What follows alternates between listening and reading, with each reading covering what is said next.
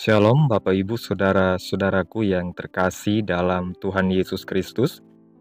Selamat malam, salam sejahtera bagi kita semua, dimanapun saudara-saudara berada.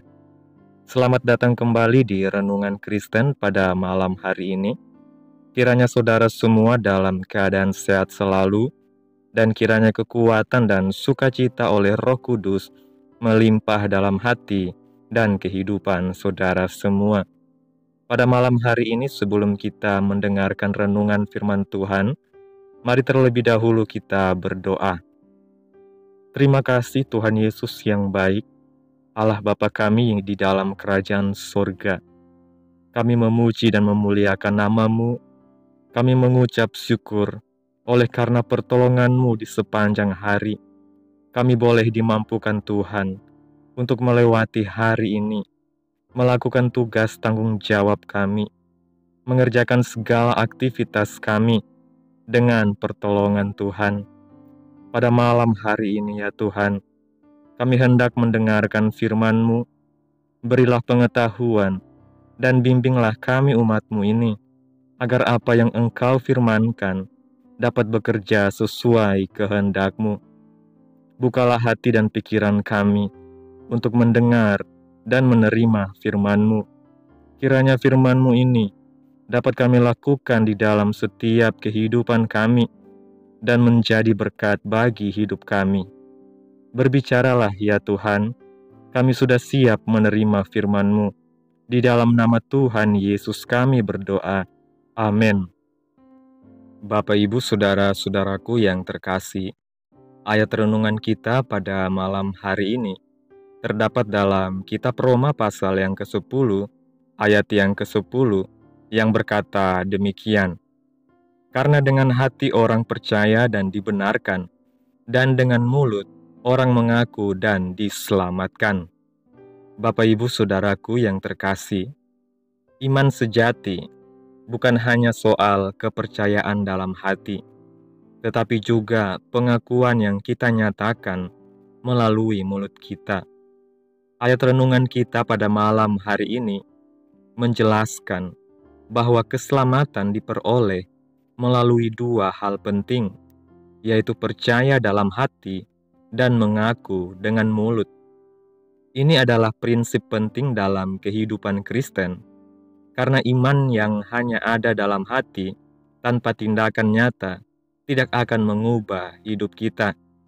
Tuhan mengajarkan bahwa apa yang kita yakini dalam hati kita harus kita nyatakan dengan jelas melalui mulut kita.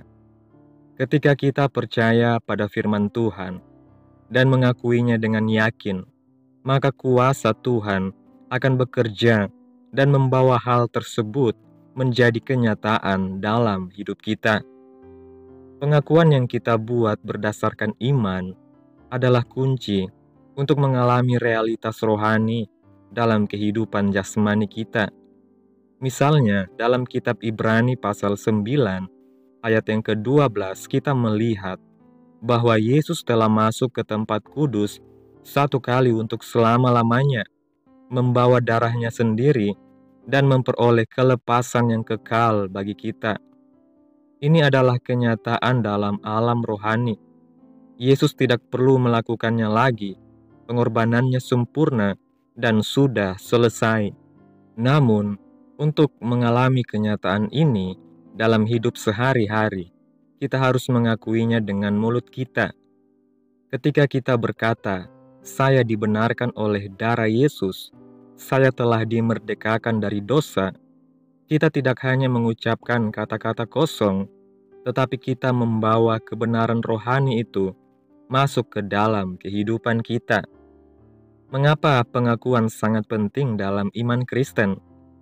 Ketika kita mengucapkan apa yang kita percayai, kita tidak hanya menyatakan janji Tuhan, tetapi juga memperkuat iman kita sendiri. Iman itu seperti benih yang bertumbuh saat kita memberi makan dengan firman dan pengakuan kita. Setiap kali kita mengaku dengan yakin bahwa kita adalah anak-anak Tuhan, bahwa kita telah diselamatkan, dibebaskan, dan dibenarkan, kita sedang mengaktifkan kuasa iman yang membawa kita semakin dekat kepada penggenapan janji-janji Tuhan. Oleh sebab itu, mulut kita harus menjadi alat yang memproklamasikan kebenaran firman Tuhan, bukan keraguan atau ketakutan. Ketika kita mulai mengaku bahwa janji-janji Tuhan berlaku untuk kita, segala sesuatu yang kita percayai akan menjadi kenyataan. Iman yang didasarkan pada firman Tuhan adalah iman yang menghasilkan buah.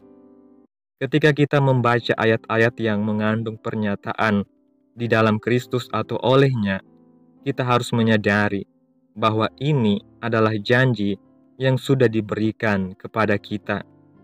Kita tidak perlu menunggu sesuatu yang seolah-olah masih jauh di masa depan. Semua janji itu telah disediakan di alam rohani. Sekarang, tugas kita adalah mengakuinya, karena pengakuan kita yang keluar dari iman di hati akan membawa kenyataan rohani itu ke dalam kehidupan jasmani kita. Bapak Ibu Saudaraku yang terkasih, kesimpulan renungan pada malam hari ini. Iman yang benar tidak hanya tinggal di dalam hati, tetapi harus disertai dengan pengakuan yang jelas dan yakin. Ketika kita percaya pada janji-janji Tuhan dan mengakuinya dengan mulut kita akan melihat kuasa Tuhan bekerja dalam hidup kita. Janji-janji yang ada dalam firman Tuhan, seperti keselamatan dan pembebasan, telah diberikan kepada kita secara rohani, dan melalui iman dan pengakuan, kita dapat melihatnya menjadi nyata dalam kehidupan sehari-hari. Amin. Tuhan Yesus memberkati. Demikianlah renungan firman Tuhan pada malam hari ini. Biarlah menjadi berkat bagi kehidupan saudara semua yang sudah mendengarkan. Dan untuk menutup renungan pada malam hari ini, mari kita berdoa. Terima kasih Tuhan Yesus yang baik, Bapa yang kami sembah, Bapa yang kami muliakan. Kami bersyukur atas pertolongan-Mu, penyertaan-Mu, juga atas kasih dan berkat-Mu dalam hidup kami. Kami berbahagia dan bersyukur atas kebaikan Tuhan dalam hidup kami. Terima kasih buat penyertaan Tuhan di sepanjang hari yang telah kami lewati. Hingga pada malam hari ini, kami boleh bersyukur lagi di hadapan Tuhan melalui doa dan renungan pada malam hari ini. Terima kasih Tuhan Yesus buat kebenaran firman-Mu pada malam hari ini. Kami bersyukur atas firman-Mu yang hidup dan berkuasa. Tolong kami untuk memiliki iman yang kuat di dalam hati kami dan mengakuinya dengan mulut kami. Bimbing kami agar selalu percaya pada janji-janji-Mu dan mengakuinya setiap hari, sehingga kami dapat melihat kebenaran rohani menjadi nyata dalam hidup kami. Kuatkan iman kami Tuhan, agar kami hidup dalam kemenangan dan keselamatan yang telah Engkau sediakan melalui Yesus Kristus. Kiranya apa yang telah Engkau firmankan pada malam hari ini dapat kami tanam di dalam hati kami masing-masing, dan mampukanlah kami untuk melakukan apa yang Engkau firmankan sesuai dengan kehendak-Mu.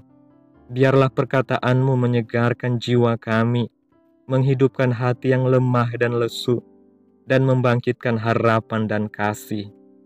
Berkati umat-Mu yang sudah mendengarkan firman-Mu hari ini.